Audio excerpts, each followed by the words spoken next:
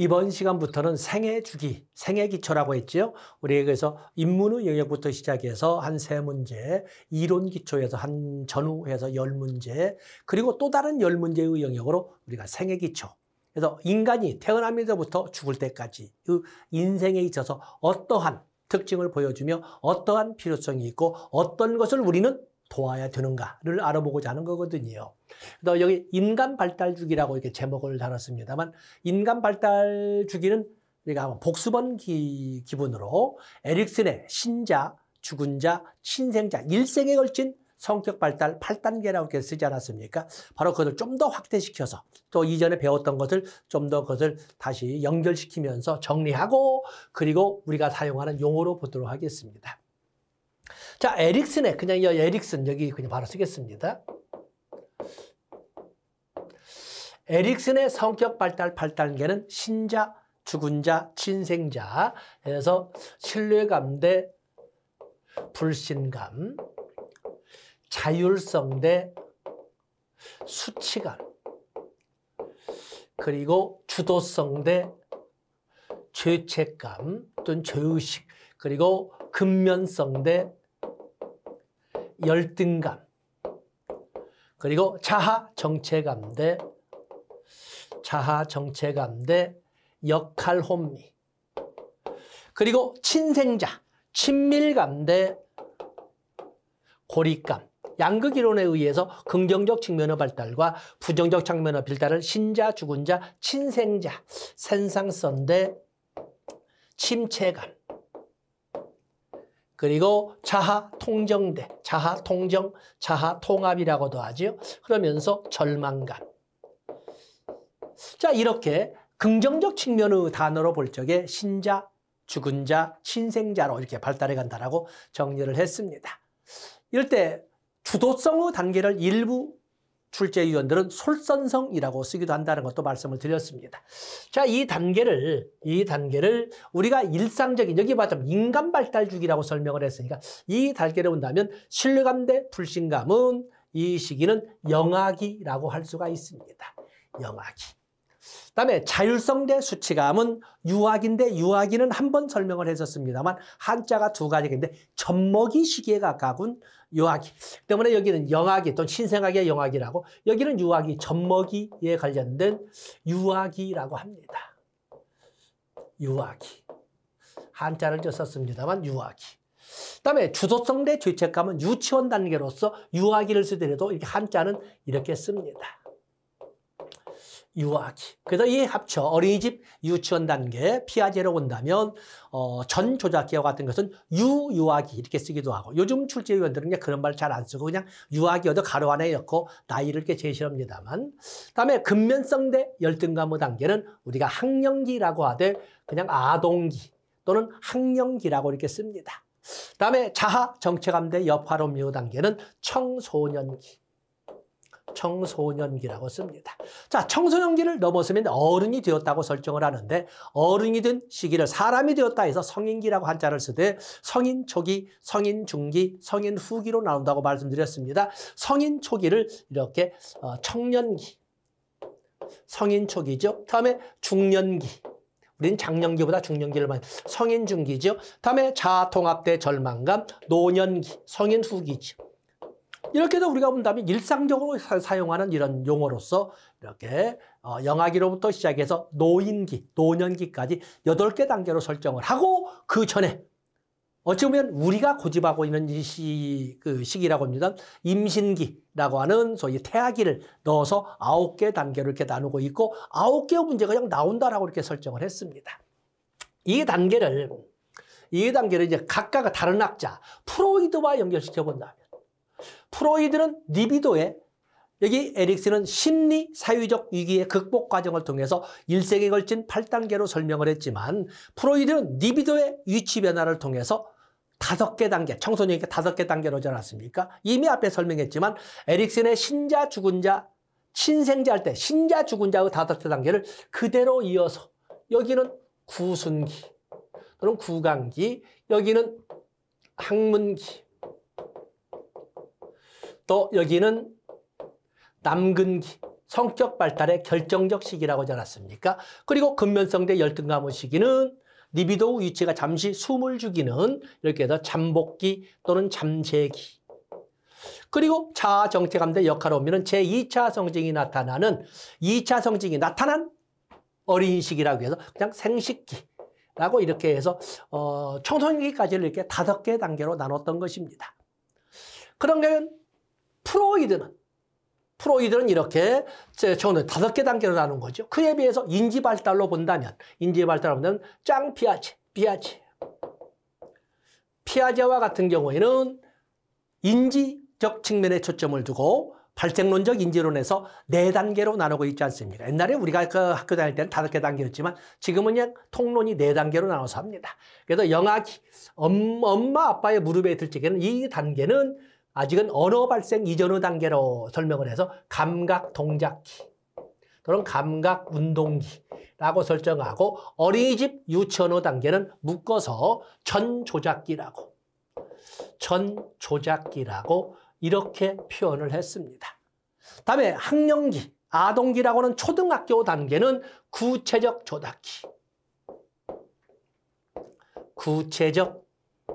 조작기라고 그리고 청소년기에 들어선 중학교 이상 뭐 이렇게 설명을 할 적에는 여기는 형식적 조작기라고 이렇게 인지 측면에 초점을 두고 4단계로 나눠서 설명을 했습니다. 그런가 하면 뭐 융과 같은 경우도 융도 역시 에릭슨과 마찬가지로 일생에 걸친 성격 발달 단계를 제시하되 4단계로 나눴죠. 청소년기와 아동기 그 중간, 한 청소년기 정도까지를 합쳐서 아동기라고 하고, 그다음에 청년기를 청소년기와 겹쳐서 청소년기 및 청년기 또는 그냥 청년기, 중년기, 노년기 해서 아동기와 성인기로 크게 나누되 성인기를 3개의 단계로 나누어서 청년기, 중년기, 노년기로 나누되 그중에 특히 중년기의 중요성, 인생의 진품은 어디 나온다? 인생 후기 그중에서도 중년기에 드러난다라고 주장했던 건 융 아니었습니까? 자, 이렇게 우리가 앞에서 프로이드 이론을 진행할 적에 에릭슨을 통해서 봤고 또 피아제의 단계에서 같이 피아제의 이론을 접목시켰던 것을 한번 떠올려 봤습니다. 그렇기 때문에 각각의 단계, 도대체 각각의 단계, 영아기에는 어떤 특징이 있고 유아기나 아동기에는 어떤 특징이 있는지를 프로이드 이론에서 배운 거, 피아제의 이론에서 배운 거를 같이 접목시켜서 여러분들이 적용을 하시면 되고 실제로 문제가 출제될 때 그렇게 출제가 됩니다. 자, 이 떠오르는 복습했던 내용을 가지고 먼저 우리는 이 신뢰감 대 불신감 이전에 임신기라고 하는 태아기를 먼저 다뤄보도록 하겠습니다. 그래서 태아기를 먼저 다뤄보시면 자, 태아기 학령기를 하나로 묶었다 해서 목차가 너무 짧아서 하나로 묶었습니다. 태아기라고 할 적에 뭐 한 266일 정도 약 9개월 이렇게 됩니다. 뭐 다른 내용까지 그렇습니다만 한번 보겠습니다.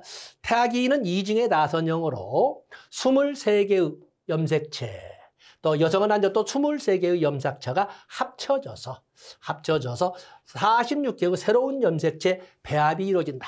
이 이렇게 합쳐져서 될 적에 보면은 우리가 인간 발달의 기본 원리에서 보면은 인간이라면 누구나 미분화 상태에서 분화, 통합되어 가는, 지금 여기 임신이 되는 과정은 분화, 통합의 첫 번째 단계를 지금 설명하고 있습니다. 그래서 정자로부터 23개, 난자로부터 23개의 이런 그 염색체가 합쳐져서 46개의 새로운 염색체가 통합된 모습으로 나타난다. 이 말을 지금 하고 있습니다. 그렇게 해서 X 염색체를 가진 정자, Y 염색체를 정자와 단자, 그리고 이것이 수정사의 X의 정자와 단자, 또 길이 될 때 여성과 남성, 그래서 XY, 그래서 여성은 XX, 남성은 XY로 이루어지는 이런 모습을 여러분들이 봐주시면 됩니다. 자, 넘어가 보겠습니다. 이제 여기는 이제 출제비 좀 그렇고. 태아기의 구분을 보면은 뭐 학자들마다 약간 차이가 있습니다만 태아기를 볼 때는 이렇게 태아기는 배란기, 배아기, 태아기로 나눈다 이렇게 설명을 합니다. 여기 배란기라고 할 때는 수정 후 한 2주간 정도를 이렇게 배란기 뭐 이런 식으로 설명을 하는데 태반이 발달하다. 이 정도. 뭐 그렇게 심각하게 여러분에게 암기를 하라. 뭐 특히 남자분들은 도대체 이렇게 할 수 있겠습니다만, 근데 이런 정도. 다음에 이제 본격적으로 들어가는 이 인문의 영역을 배학이라고 하는데, 착상 후부터 수정후 2주 이후부터 3주부터 약 8주 차까지. 그래서 인간의 형태가 어느 정도 보이면서 중요한 신체 기관과 신경계가 형성되는 이런 정도. 물론 자세히 본다면 이렇게 되겠지만 시험 전에 자세히 보시고 이런 정도. 그다음에 태아기. 임신 3개월부터 출생까지를 태아기라고 합니다. 그중에 특히 16주 차에 발로 찬다. 태동이 감지된다고 이렇게 설명을 합니다. 이렇게 해서 보통 태아기를 이렇게 배란기, 배아기, 태아기로 나누되 여기 보면은 수정 후 2주간 배아기, 그리고 착상 후에 3주 차부터 약 8주, 2달 사이를 가지고 배아기, 그리고 3달 채부터 출산 때까지를 태아기라고 이렇게 나누기도 한다. 그 정도 보시되 성별 구분이 가능한 것은 태아기나 되어야 가능하다. 그 정도 보시면 됩니다. 다음에 또 임신 기간을 이렇게 좀 더 구체적으로 3달 간격으로 약 266일을 9개월로 나눠서 3등분을 하고 있는데, 이렇게 임신 초기, 중기, 후기를 하는데, 임신 초기 약 3달간 임신 초기를 보시게 되면 원시적 형태지만 이렇게 심장과 소화기관이 발달하되, 여기 인간 모습의 구비가 바로 임신 초기에 얼굴 전체의 윤곽, 모든 전체의 인간상은 아니지만 얼굴 전체의 윤곽을 볼 수 있다. 그리고 16주 정도가 되면 태동을 느낄 수가 있다. 이런 정도 지금 설명하고 있습니다. 다음에 임신 중기에 가서는 한 5개월 정도가 되면 여기 지문이라는 것이 등장하지 않죠. 지문. 그런 정도 지문.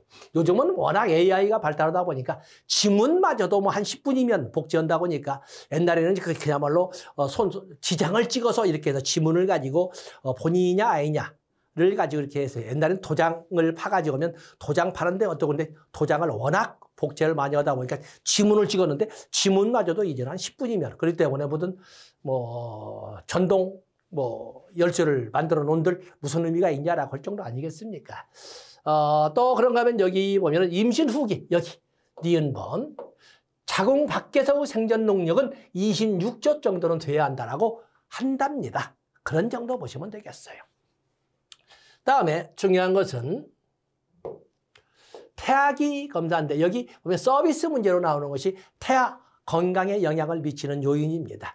태아 건강에 영향을 미치는 보면은 임산부의 영양 상태, 임산부의 질병, 임산부의 정서적 상태.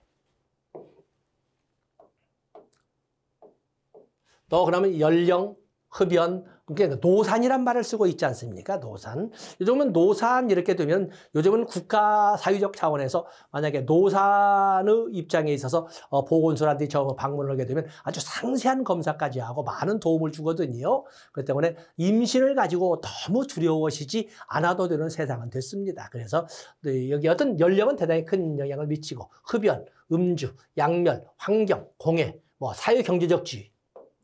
그런데 부모의 교육 수준은 태아의 건강과는 무관하다. 이렇게 보시면 됩니다.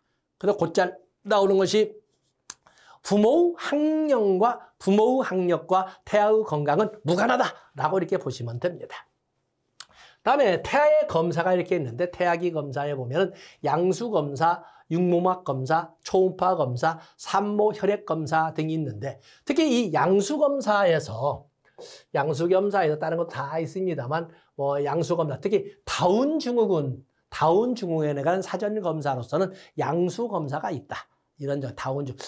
요즘은 저희 세상과는 또 다른 세상에 살고 계십니다만은, 요즘은 다운 증후군을 참 보기가 어렵지요. 또 다운 증후군으로서 지금 탤런트로서 활동하시는 이런 사람들도 있습니다만은, 어떤 다운 증후군에 대한 사전 태아기 검사로서는 양수 검사가 있다. 하나 같이 연결해 주시면 되겠고, 또 그런가 하면 여기 육모막 검사, 육모 생체 검사는 다른 것도 많이 있지만 선천성 기형 진단 검사의 의미를 갖는다. 선천성 기형 진단 검사로서 육모 생체 표본 검사가 있다. 또 그 외에도 거기에 보면은 초음파 검사, 산모 혈액 검사 등등이 있다. 많은 요즘에 보면은 뭐 과학이 발달하다 보니까 태아기 검사에는 다양한 것이 있다. 그 중에 다운 증후군을 검사하는 양수 검사, 또 그러면 선천성 기형 진단 검사로서 양모막 검사 등은 이렇게 연결시켜서 가지고 가시면 도움이 되리라고 봅니다. 다음에 태아기의 발달 장애가 많이 나와 있는데 여기 한 문제가 나오죠. 그중에 많은 장애가 현실적으로 존재를 합니다만 여러분들이 반드시 가져가야 한다라고 제가 권할 수 있는 것은 첫 번째는 다운 증후군, 또 그런가 하면은 터너 증후군, 그리고 클라인펠터 증후군 세 가지는 반드시 가지고 가셔야 됩니다. 자, 첫 번째 등장하는 다운 증후군. 아까 다운 증후군에 대한 태아기 검사로서는 양수 검사가 있다고 하지 않았습니까? 다운 증후군은 염색체 이상으로 발생하는 검사로서 21번 염색체가 3개로 46개, 23개가 합쳐져서 46개 이런 염색체의 집합이 돼야 되는데 47개가 되어서 발생하는 장애라고 합니다.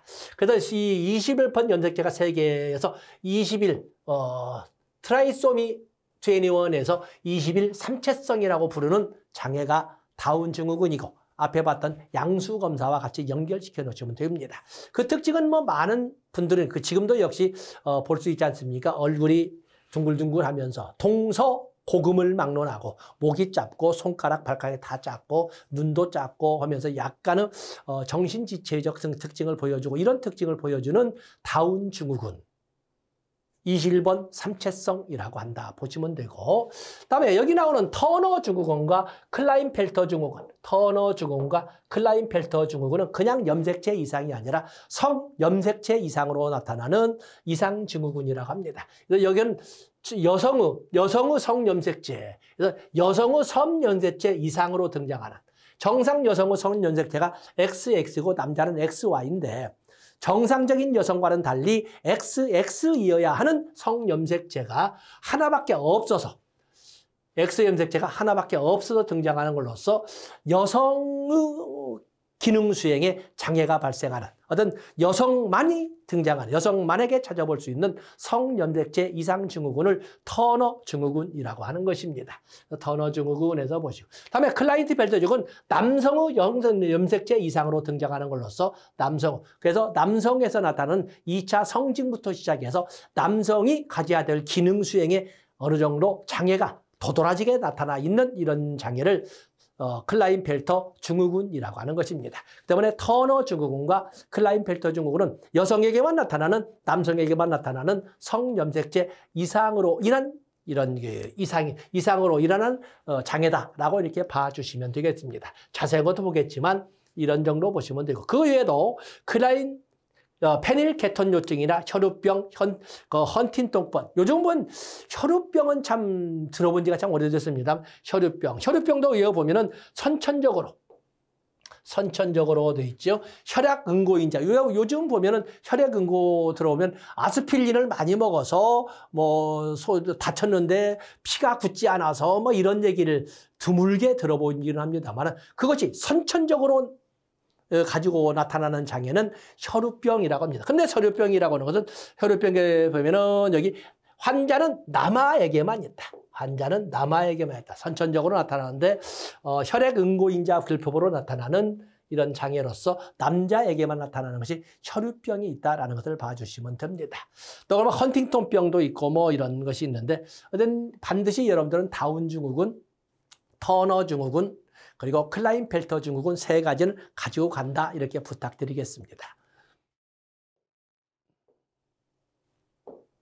다음에 우리가 영유아기라고 하는데 한자를 쓰는 시대가 아니겠습니까? 영유아기. 이 영유아기라고 하는 영아기와 유아기를 이렇게 합쳐서 영유아기. 또 이렇게 영아기라고 썼는데 하도 어중간해서 이렇게 영아기란 말도 잘 쓰지 않고 영아기. 또 젖먹이니까 이렇게 영유아기 쓰는데 영유아기라고 할 적에 그 발달 단계는 영유아기의 발달 단계. 출생 후부터 약 2살, 많이 길게 보면 2살 정도까지를 설명을 합니다. 이 시기를 본다면은 프로이드, 전 여기는 지금 다른 프로이드 같은 것은 이 시기는 당연히 프로이드의 구순기, 구강기에 해당되고 에릭슨으로 설명을 한다면 약간 느려볼 수도 있지만 시작 부른다면 에릭슨은 신뢰감 대 불신감, 신뢰감 대 불신감의 단계가 되지 않겠습니까? 신뢰감 대 불신감. 또 프로이드의 구순기, 에릭슨의 신자, 죽은 자, 진생자 중에 신뢰감 대 불신감. 그러면 인지적 측면으로 설명해 본다면 아직은 언어 발생 이전으로 몸으로 알고 모름을 표현하는 소위 신체적으로 실천적 지능이라고 합니다. 실천적 지능인데 몸으로 표현하는 단계로서 감각 동작기 또는 감각 운동기라고 할 수 있는 것이 영유아기. 좀 더 느린다면 좀 느려서 자율성대 수치감의 단계까지의 일부. 또 그러면 감각 동작기에서 전조작기의 초기까지 이렇게 인간의 삶의 과정을 칼로 두 자르듯 이렇게 나눌 수는 없지 않겠습니까? 이런 정도 설명할 수가 있습니다. 그래서 보통 이 영유아기 중에서도 출생 후 한 2주간, 여기 출생 후 한 2주일까지를 보통 신생아기라고 하는데, 뭐 특징은 여러분들 보시세요.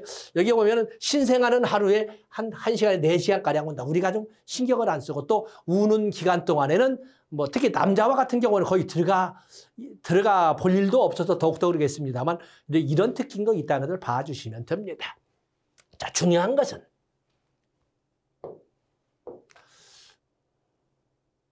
신생아의 반사운동입니다. 신생아의 반사운동. 좀 더 확대된 이론도 있습니다만 적어도 여러분들은 신생아기에는 반사운동을 대표적인 특징으로 하는데 그 반사운동을 여기서는 원시 반사와 생존 반사와 원시 반사로 나누어 설명을 합니다. 우리가 보면 뭐 다큐멘터리 아프리카 동물들의 이동, 출산 이런 걸 이렇게 쭉 보면은 어떻게 알고 태어나면 아둥바둥 서가지고 애미를 찾아서 애미의 그 또 젖을 찾아서 빨고 이렇게 살것자라고 어떻게 알고 하는 것처럼 인간도 태어나게 되면 어떻게 알고 애미의 젖을 부비고 엄마의 젖을 부비고 이게 젖을 빨려고 하는 요즘은 강제 분리가 되어서 그런 것이 참 드물고 있습니다. 왜냐면 보통 우리가 옛날에는 조산원도 아니고 조산사가 오는 것도 아니고 산부인과 하다 보니까 출산되면 그냥 분리되듯이 이렇게 하지 않습니까? 처음에 안기긴 하지만 그런데 오랜 인류의 역사에서 인간들은 태어나면 어떻게 알고 젖을 찾습니다. 살것자고 어머니 뱃속에서 젖을 배운 적이 있겠습니까? 젖 찾는 것을 배운 적이 있겠습니까? 아무것도 없는데 불구하고 살것자고 젖을 찾고 그리고 살것자고 빨고 살것자고 삼킨다는 거예요. 젖 찾기 반사를 탐색 반사라고 하고 빠는 반사를 흡입 반사, 빨기 반사라고 하고 그리고 누가 가르쳐준 적도 누가 연습시킨 적도 없는데 삼키는 반사를 삼키기 반사, 연화 반사라고 합니다. 자, 이것은 그야말로 탐색 반사, 흡입 반사, 연화 반사를 살아남고자라고 하는 생존 반사라고 이렇게 분류를 합니다. 그에 비해서 그 외에도 많은 반사의 특징을 보여주는데 거기 보시면 바빈스키 반사, 모로 반사, 파악 반사, 걸음마 반사, 수영 반사, 동공 반사 이런 많은 반사들을 보여주는데 인간이라면 누구나 태어나면 똑같은 특징을 보여준다는 거예요. 그래서 거기 보시면 바빈스키 반사, 발바닥을 가지고 발바닥을 간지리면 발바닥을 쫙 그래서 신생아에게는 무좀이 없다 이런 농담할 때에는 바빈스키 반사를 가지고 오는 것이고 모로 반사는 큰 소리를 갑자기 보여주면 기가 뚫리기는 했을까라고 하는데 큰 소리면 몸을 화들짝 넣어도 몸을 활짝 폈다가 꼭 마치 어머니의 자궁에 있는 것처럼 몸을 꼭 뭉치리는 똑같은 동서고금을 막론하고 똑같은 특징을 보여주는데 그걸 모로 반사라고 하고 그리고 파악 반사 보면은 어떻게 하고 손가락을 대면 꼭 쥐는데 앙증맞고 이쁜 기억이 있지 않습니까? 그런 것이 파악 반사, 손바닥에. 그 외에도 걸음마 반사, 동공 반사, 수영 반사 또는 정향 반사 이런 등등 이 불빛을 비추면 그쪽을 향해서 눈을 초점도 맞지 않으면서 눈동자를 돌리는 이런 특징들을 보여준다는 그런 것은 원시 반사로 분류하고 있습니다. 원시 반사로 분류하고 있다. 그래서 출생 비중은 많이 출제 비중은 떨어졌습니다만 그래도 우리가 가지고 가야 될 반사 운동 중에 생존 반사 3가지와 원시 반사. 원시 반사 중에서도 굳이 한다면 이 3가 바빈스키 반사, 모로 반사 정도 거기 주기 반사인 파악 반사에 아는 거니까 이런 정도는 가지고 가면 도움이 되지 않을까 이렇게 봅니다.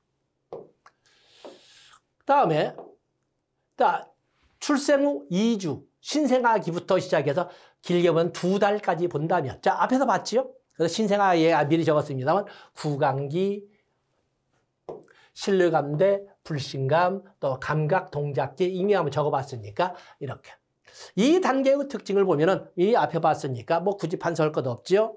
더 올려볼까요?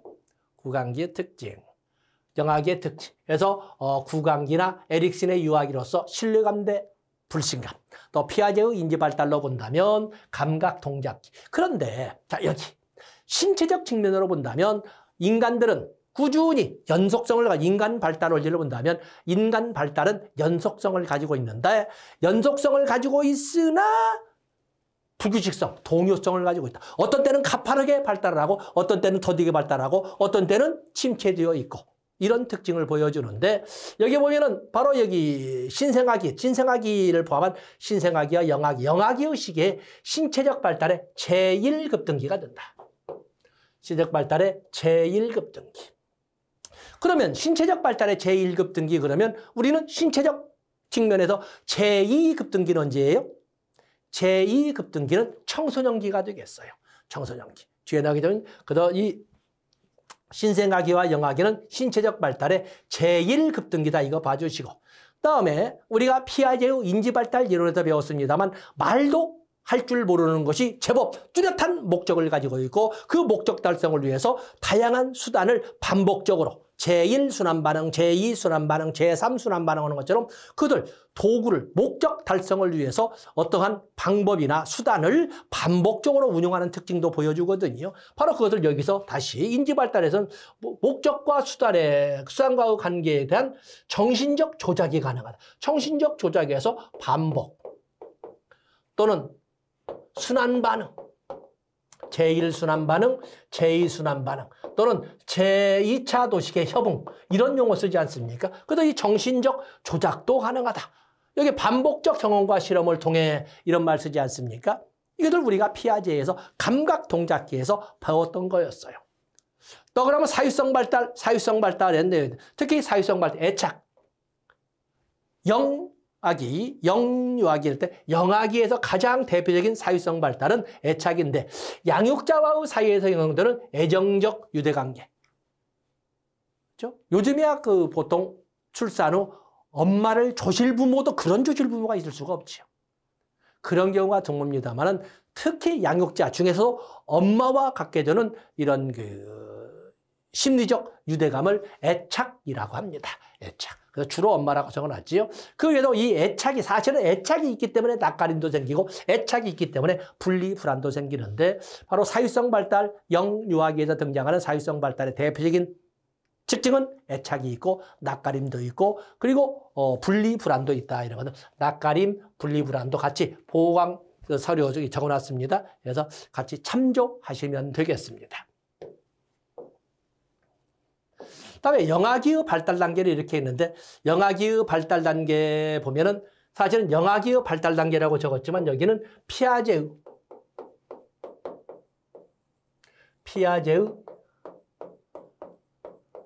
감각 동작기를 이렇게 영아기의 발달 단계라고 이렇게 다른 제목으로 붙여놓고 있지 않습니까? 여기서 보면은 1차 반사운동기, 2차 순환반응기, 2차 순환반응기, 2차 도식의 협응기, 3차 순환 반응기. 그리고 적어도 18개월이 넘어 늦어도 생후 24개월 정도가 되면 생후 24개월이 되면 뭐가 등장해야 된다? 바로 여기 보면은 수단과 목적 관계에 대한 정신적 조화가 가능해진다. 이것이 나오면서 자연 모방도 가능해진다. 또 그런가 하면 여기에 뭐가 나와 있어요? 붕어 대가리는 사라져야 된다. 그래서 사물의 대상용 속성 여기다 적어 놓으셔야 되겠죠? 사물의 대상 영속성이 등장해야 된다는 것을 여러분들이 직접 적어주시면 되겠습니다. 그래서 피아제의 발달理論에서 배웠던 것을 하나 떠올려서 같이 사물의 대상영속성이 등장해야 되는데 24개월이 됐음에도 불구하고 이전의 대상에 대한 기억이 남아있지 않으면 전문가와 상담을 꼭 해야 된다라고 말씀을 드렸습니다. 그다음에 애착만 가지고 사유성 발달의 대표적인 것이 애착이 되겠는데 애착의 발달 단계에서 이렇게 뉴만의 이론과 뭐 에드워드의 이런 이론도 있습니다. 그냥 여러분 개념적으로 해서 영아기에 발생하는 가장 중요한 사유적 발달은 애착이다. 영아와 양적 사이 행동들은 애정적 유대관계로 설명할 수 있다. 보통 출생 후 9개월에서 10개월 정도의 보통 대상영속성이 형성되는데 대상영속성이라고 분명하지 않습니까? 형성. 그런데 결정적 시기는 인데 비해서 애착 형성은 결정 시기는 이보다 빠른 3개월에서 6개월이다. 그래서 이 대상영속성 시기는 이렇게 되지만 이것이 적어도 늦어도 24개월까지는 형성이 24개월에는 형성이 되어야 한다. 형성이 되어야 한다. 그렇지 않으면 전문가와 반드시 상담을 해야 된다. 문제는 똑같이 애착도 마찬가지라는 거예요. 애착이 적어도 엄마와의 관계에서 애착이 발생하지 않으면 나중에 어떤 장애가 있겠어요? 낯가림에서 분리불안해서 분명히 또 다른 장애를 야기하게 돼요. 그래서 이렇게 아무렇게나 숫자만 보지 마시고 여러분 중에는 나중에 부모가 되실 분들도 있고 부모였던 분들도 있는데 그런가 그러지 않는가에 대해서 좀 예의주시할 필요가 있습니다. 다음에 애착 발달 단계에서 참고 자료로 보시고 애착 발달 단계 쭉 나와 있지요. 그래서 영아기의 낯가림과 분리불안 참고 자료 같이 해놨습니다. 낯가림과 분리. 어쩌면 낯가림과 분리불안의 출발점이라고 하는 것은 어쩌면 애착을 기초로 해서 등장했다라고 우리가 같이 볼 수가 있습니다. 그래서 완전히 무엇은 나중에 이렇게 설명해 드리겠지만 애착이라는 단어를 꼭 기억해 주셔야 됩니다. 그래서 보면은 이 목차에서 신의 영유아기에서 영아기까지만 설명했지만 그리고 나서 어린이집 단계인 유아기, 그다음에 유치원 단계인 학령정기이지만 여기는 분리시켜서 어린이집 단계와 유치원 단계와 그리고 제도권 교육의 출발이라고 하는 학령기를 같이 묶어서 같이 목차와는 다르게 차례를 좀 변형을 시키도록 하겠습니다. 이 시간은 여기까지 하고 다음 시간에 어린이집 단계, 유치원 단계라는 유아기와 학령전기를 출발점으로 해서 진행을 하겠습니다. 고맙습니다.